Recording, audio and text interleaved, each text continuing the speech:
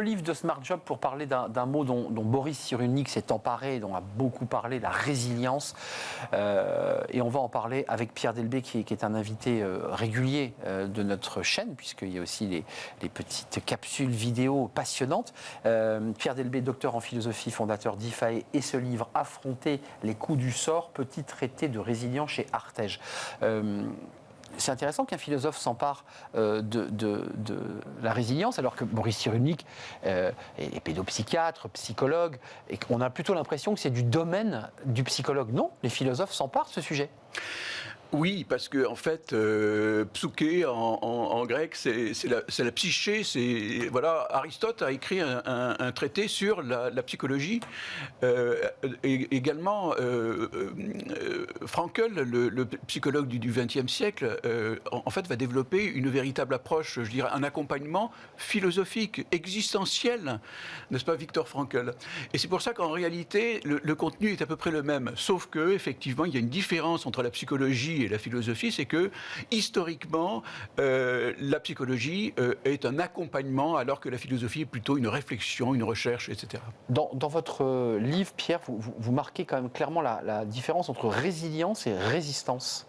C'est quoi la différence ? Je ne sais pas si vous avez entendu parler, le lys du feu. J'aime bien prendre cet exemple qui est un petit peu décalé et qui est assez intéressant. Le lys du feu, c'est un lys qui existe et qui pousse en Afrique du Sud et qui ne pousse qu'à une seule occasion, à savoir quand il y a eu un incendie de forêt. Dès qu'il y a eu un incendie de forêt, à ce moment-là, le lys du feu apparaît.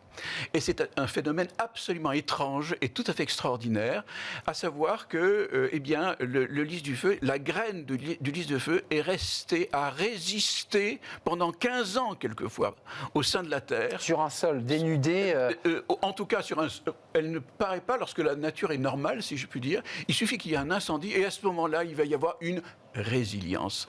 La résistance... Donc c'est pas une plante résistante, c'est une plante résiliente. Oui, c'est-à-dire qu'il y a un phénomène de dormance que l'on utilise pour les plantes, n'est-ce pas, qui fait que... voilà. Et pour les êtres humains, c'est pareil. Nous avons une capacité de résistance, n'est-ce pas, qui fait que nous ne sommes pas, comment dirais-je, submergés par un traumatisme.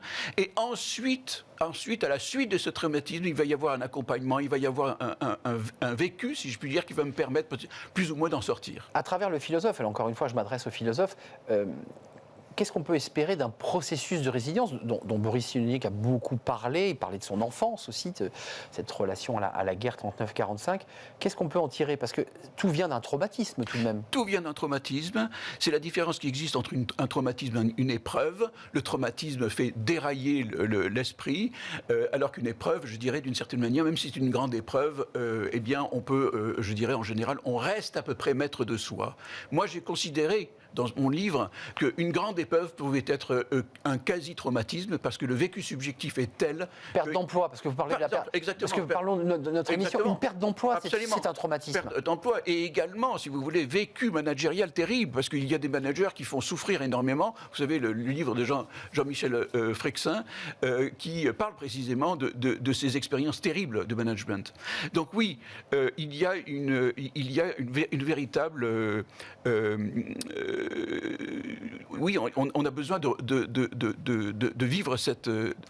Mais la résilience, c'est une manière de revivre comme avant ou pas? Non. Alors, en gros, si vous voulez, la résilience, il y a trois possibilités. La première, c'est tout simplement, je survis. J'ai vécu un traumatisme, je survis, mais mal. Je continue de vivre, mais mal. Les séquelles de mon traumatisme sont trop fortes. La deuxième? Deuxième, c'est le fait que, en réalité, j'arrive à vivre une vie normale. Non pas comme avant, mais je peux avoir une vie à peu près normale, professionnelle, amicale, relationnelle, etc., qui fait que, globalement, c'est à peu près possible. Il y a une troisième possibilité, celle que j'essaie d'évoquer dans mon livre, c'est un effet de surabondance. Un Henri Dunant, par exemple, traumatisé par ce qu'il a vu de la guerre de Solferino, eh bien, il va créer la Croix-Rouge. Il va créer la Croix-Rouge à la suite de ce traumatisme. Merci Pierre. Affronter les coups durs, les coups du sort, petit traité de résilience chez Artege, c'est le livre de Pierre Delbé. Dévorez-le et écoutez Pierre. Merci à vous, merci de votre fidélité. Je vous dis à très bientôt. Merci à toute l'équipe, merci à Angèle à la réalisation, merci à Héloïse au son et merci à Nicolas Juchat qui m'accompagnait aujourd'hui. Je vous dis à très bientôt. Merci pour tous vos messages et votre fidélité. Bye bye.